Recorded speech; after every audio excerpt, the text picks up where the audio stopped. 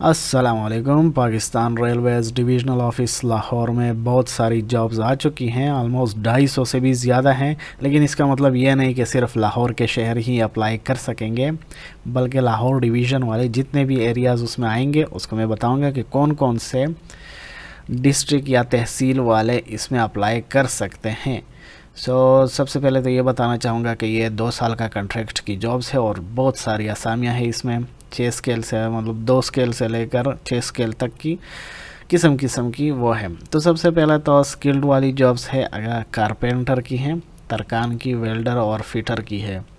Welding वाले के लिए भी वो हैं जॉब्स है। इसमें 6 स्केल की जॉब है और इसकी 5 असामियाँ है कारपेंटर की, 5 जो है वेल्डर की है।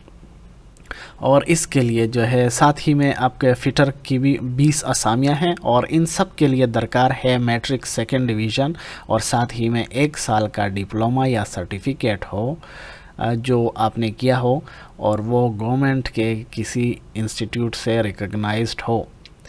कि मतलब अगर कारपेंटर का आपके पास डिप्लोमा है या सर्टिफिकेट हो या फिर वेल्डर का जिसके लिए आप अप्लाई करना चाहते हो, उसके लिए आपको 1 साल का वो चाहिए होगा, वो सर्टिफिकेट वगैरह आप हासिल कर सकते हैं किसी से भी जो गवर्नमेंट की कोई भी इंस्टीट्यूट हो।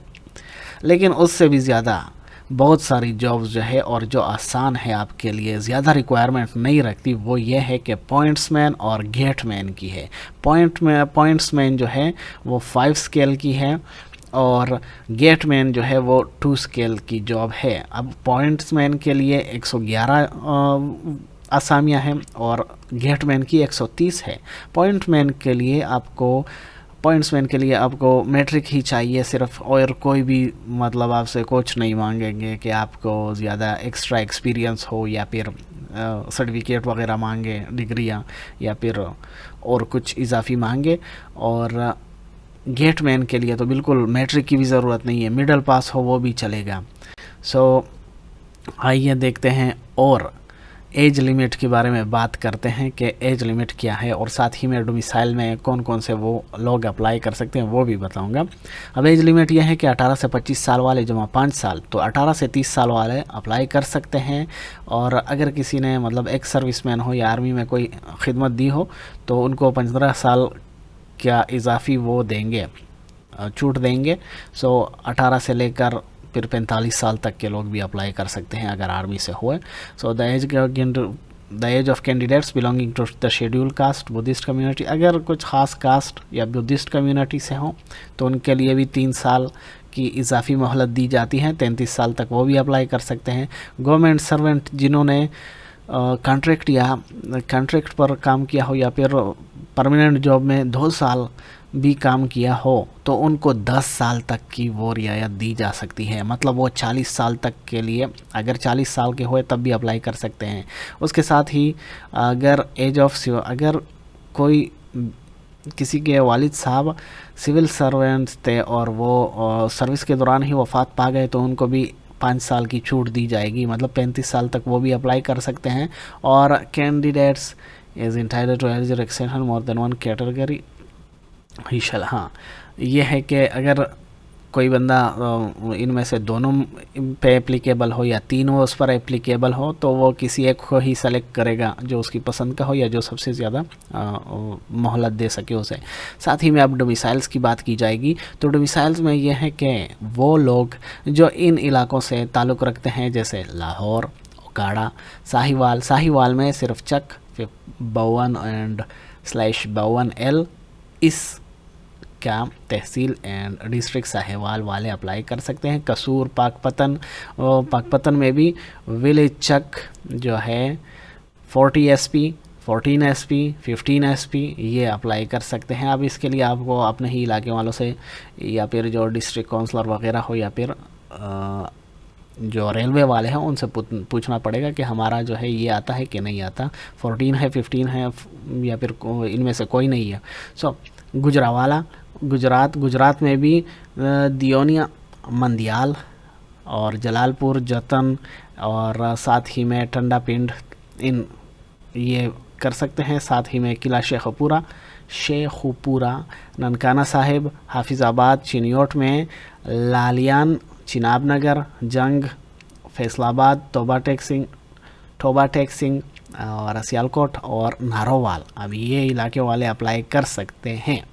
साथ ही में रिक्रूटमेंट का कोटा अब सिलेक्शन के लिए यह है कि ओपन मेरिट में 60% ओपन मेरिट से लोग सेलेक्ट किए जाएंगे।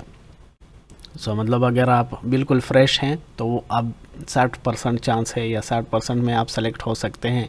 जो बाकी जो हैं रेलवे के जो ऑलरेडी जिनके वालिदैन या कोई वालिदैन ऑब्वियसली वो काम कर रहे हो या रिटायर्ड हो या काम कर रहे हो या डिसीज्ड हो, तो वो उनको 20% उनको मिलेगा। और एक्स सर्विसमैन तो उनका 10% है। और ऑर्फन्स यतीमों के लिए स्पेशली 5 साल कोई भी यतीम हो, रेलवे वाले नहीं बल्कि आम यतीम हो, नादरा से सर्टिफिकेट लाना पड़ेगा। 5% उनका कोटा है और माइनॉरिटीज़ के लिए भी 5% कोटा है, तो वो उनमें अप्लाई कर सकते हैं। कोटा अवेल ज़रूर करें क्योंकि ये आपके लिए एक चांस होता है, एक्स्ट्रा चांस बढ़ाने का लिए। अब सबमिशन ऑफ कौन से डॉक्यूमेंट्स आपको चाहिए होंगे आपको, तो ये है कि अपने जो डॉक्यूमेंट्स हैं, सबसे पहले अगर आपने या तो मिडिल पास किया है या फिर मैट्रिक पास किया है, तो अगर मिडिल पास किया तो अपने स्कूल का जो प्रिंसिपल वगैरह है उनसे वेरीफाई करवाना होगा, मतलब साइन या स्टैम्प लगवाना होगा। अगर मैट्रिक FA वगैरह की है तो आपने बोर्ड से वेरिफिकेशन करवानी होगी और उसकी कॉपी की वेरिफिकेशन करवानी होगी, उसे सेंड करवानी है। नेशनल ID कार्ड सेंड करना होगा और साथ ही नेशनल ID कार्ड की कॉपी है, डोमिसाइल चलेगा, रिक्वायर होगा आपका, और साथ ही में करेक्टर सर्टिफिकेट आपका लगेगा। अब ये करेक्टर सर्टिफिकेट आपको अपने स्कूल से ही, कॉलेज से ही मिलेगा। साथ ही में अब दूसरी और क्या चीज़ हैं, तो वो है 3 तस्वीरें आपकी लगेंगी। साथ ही में अगर आप के पेरेंट्स जो है वो रेलवेज़ में काम करते हैं तो उनका रिलेशनशिप सर्टिफिकेट लगेगा। साथ ही में 4, यहाँ पर ये देख के 4 पोस्टल एनवेलप्स चाहिए होंगे जिसके साथ आपके कंप्लीट एड्रेस वगैरह, मोबाइल नंबर लिखा हुआ हो। आप इनमें से 5 जो नौकरियां मैंने बताई, 5 किस्म की नौकरी आती है, उनमें से किसी के लिए भी आप अगर अप्लाई करना चाहें तो 550 का आपने पोस्टल ऑर्डर निकालना होगा। मतलब आप पोस्ट ऑफिस जाएंगे, उनको बोले 550 का पोस्टल ऑर्डर करा दें। किसके नाम पर? Divisional personal officer PR Lahore, इसके नाम का निकलवाना है 550। और नो एप्लीकेशन विल भी, अगर वो ना करे तो आपकी एप्लीकेशन एक्सेप्ट नहीं हो जाएगी। और ये बात है कि अगर आपने एक से ज़्यादा नौकरियों के लिए अप्लाई करनी है तो अलग अलग से वो मतलब एप्लीकेशन अदा करनी होगी और अलग अलग से पैसे भी जमा करवाने होंगे। और साथ ही में नंबर ज़रूर याद रखें कि अपना नंबर, पूरा एड्रेस, कैटेगरी मतलब कौन सी जॉब, और साथ ही में कोटा पर अगर आप अप्लाई करना चाहते हैं तो उस कोटे का नाम भी लिखना पड़ेगा। और उसके बाद ये पूरा एनवेलप जो आपने वो किया है किसके नाम और कहाँ पर सेंड करना होगा, तो एड्रेस उसका ये है रजिस्टर्ड डाक और कोई भी पोस्टल ऑफिस या किसी TCS वगैरह या किसी से भी करवा सकते हो, बट पोस्ट ऑफिस से करवाएं। पाकिस्तान पोस्ट जो है, पाक पोस्ट, वो बेहतर है। और उसको बोले कि किसके नाम पर कहाँ पर सेंड करना है, तो वो एड्रेस ये है divisional superintendent office Pakistan railways Lahore, division बुगी रोड लाहौर, ये लिखकर सेंड कर दें। Any application address other than, अगर कहीं और किसी और के नाम का आप बेचेंगे या कहीं और सेंड करेंगे तो वो ऑब्वियसली वो लोग एक्सेप्ट नहीं करेंगे। और विदिन 20 डेज़, 20 दिनों के अंदर ही आप लोगों ने ये सबमिशन करनी है। अब ये 1-2 दिन पहले आया है, सो आपको और भी जल्दी करनी पड़ेगी। और यही चीज़ एप्लीकेशन फॉर्म जो है पाक रेल्स पर भी अवेलेबल है, लेकिन उनकी वेबसाइट अक्सर काम नहीं करती, तो और फेसबुक वगैरह सोशल मीडिया पर भी एप्लीकेशन मिल जाती है। एनीवेज़ ये है कि वही बातें हुई कि अलग अलग आपने सेंड करना होगा। अगर आप गवर्नमेंट सर्वेंट है तो NOC की ज़रूरत पड़ेगी, और बाय हैंड आपके डॉक्यूमेंट्स एक्सेप्ट नहीं किए जाएंगे, आपने पोस्ट के थ्रू ही सेंड करने होंगे। और जिनके एम्प्लॉय कोटा अगर किसी ने एक्सेप्ट क्लेम करनी है, जिनके पेरेंट्स ऑलरेडी ही उसमें हैं, पाकिस्तान रेलवेज़ में काम कर रहे हैं, तो वो ये कर सकते हैं कि सर्विस सर्टिफिकेट प्रोवाइड कर सकते हैं या पेंशन पेपर या फिर रिलेशनशिप सर्टिफिकेट प्रोवाइड कर सकते हैं, और वो भी वेरीफाइड किसके स्टैंप लगा हुआ हो, 16 या उससे या ऊंची स्केल का बंदा हो, उसने स्टैंप लगवाया हो। ये है कि बाकी वो वैसी बातें हैं। एलिजिबिलिटी और determine the base of qualification. हाँ, ये है कि आपकी जहाँ पर रनिंग की ज़रूरत होगी वहाँ पर रनिंग आपकी देखी जाएगी, जहाँ पर स्किल जैसे कारपेंटर, तरकान, वेल्डिंग वाला काम, तो वहाँ पर आपके स्किल टेस्ट देखे जाएंगे। साथ ही में इंटरव्यू भी हो सकती है। सिर्फ शॉर्टलिस्टेड कैंडिडेट्स को ही बुलाया जा सकेगा जिनके कागजात पूरे हों, और उन्हीं को ही सही तरीके से बुलाया जाएगा टेस्ट के लिए और इंटरव्यू के लिए। और अगर जिन्होंने गलत कागजात दिए तो उनको मतलब जेल भी हो सकती है।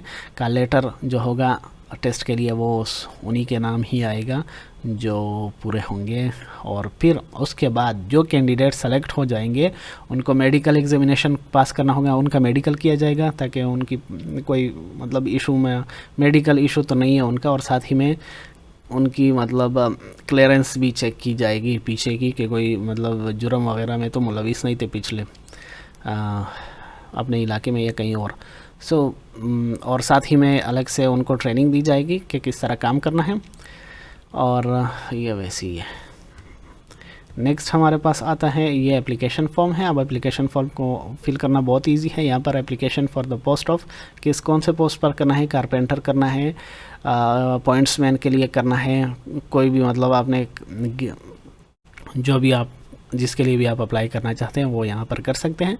और साथ ही में यहाँ पर आपने 3 तस्वीरें लगवानी है, स्टेपल करवा दे। यहाँ पर अपना पूरा नाम लिखे, वालिद का नाम लिखे, डेट ऑफ बर्थ लिखे। अब आपकी एज कितनी बनती है वो भी जहाँ डेट ऑफ बर्थ है उससे लेकर आज तक की जितनी आपकी एज बनती है वो लगा दें। और साथ ही में अपना डोमिसाइल लिख दें, शनाख्ती कार्ड लिख दें, फ़ोन नंबर लिख के दूसरा फ़ोन नंबर है वो भी लगा दें। यहाँ पर अपना जहाँ पर आप रहते हैं अपना पता लिख लें, और अगर सिटी में रहते हैं तो सिटी का नाम लिख दें, वरना फिर विलेज का नाम ही लिख दें कहीं पर। और तहसील का नाम लिखना है, डिस्ट्रिक्ट का नाम लिखना है, ज़िले का नाम लिखना है। साथ ही में प्रोविंस तो वैसे भी पंजाब है। और एजुकेशनल क्वालिफ़िकेशन भी साथ में देनी है। अब एजुकेशनल क्वालिफ़िकेशन के लिए आप ऐसा कर सकते हैं कि यहाँ पर आपने मैट्रिक किया है तो वो लिख दें, साथ ही में एफए वगैरह किया है या फिर मिडल या फिर उससे ज़्यादा किया है तो वो सब लिख सकते हैं। अगर आपका एक्सपीरियंस है तो वो भी यहाँ पर लिख सकते हैं। और ये डॉक्यूमेंट्स जैसा कि मैंने बताया जो भी आप लिखना चाहें उसका डॉक्यूमेंट्स भी देने होंगे। एनओसी अगर आप ऑलरेडी कहीं पर नौकरी कर रहे हैं सरकारी तो उसकी एनओसी भी आपने अटैच करनी होगी, उसकी कॉपी। अब कोटा के लिए अप्लाई, कोटा कौन सी कोटा पर आप अप्लाई करना चाहते हैं? एक तो ओपन मेरिट है, उसमें तो सभी अप्लाई कर सकते हैं, लेकिन अगर ख़ास तौर पर आप कोटा क्लेम करना चाहते हैं तो उसमें से किसी पर भी सेलेक्ट कर सकते हैं। माइनॉरिटी का, एक सर्विसमैन का, ऑर्फन वगैरह का, तो सब इसी तरह इजी जॉब है, आप इजीली अप्लाई कर सकते हैं। कोई भी इश्यू हो तो आप कमेंट में ज़रूर पूछ सकते हैं। वीडियो अगर पसंद आई हो तो like and subscribe. Thank you.